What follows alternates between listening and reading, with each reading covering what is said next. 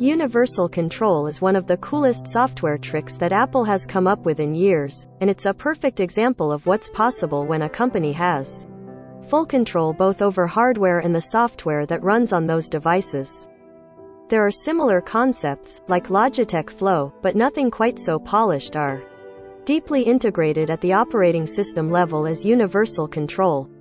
When using Universal Control, you can use the keyboard and cursor from your Mac to control an iPad sitting beside it, and the opposite scenario also works.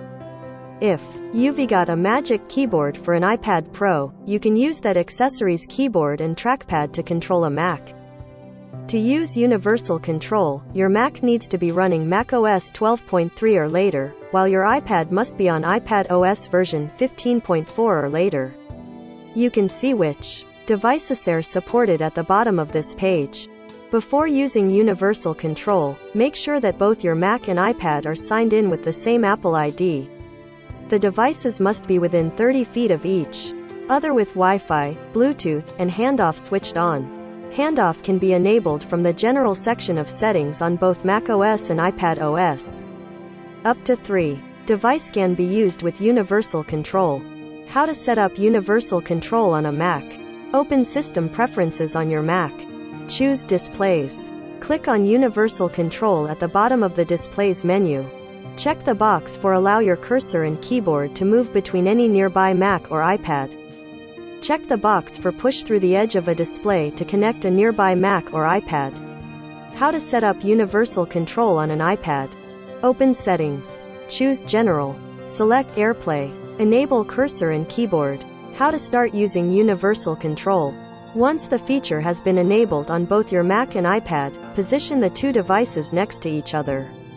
Move the cursor past the left or right edge of your display in the same direction as the iPad or Mac you want to link up with.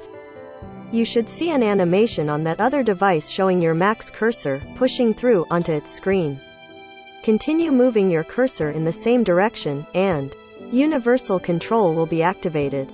How to make Universal Control work best. If your mouse isn't lining up where you want it to as you move between your Mac and iPad, or another Mac, you can adjust the positioning of the secondary device in macOS System Preferences. Open System Preferences and click on Displays.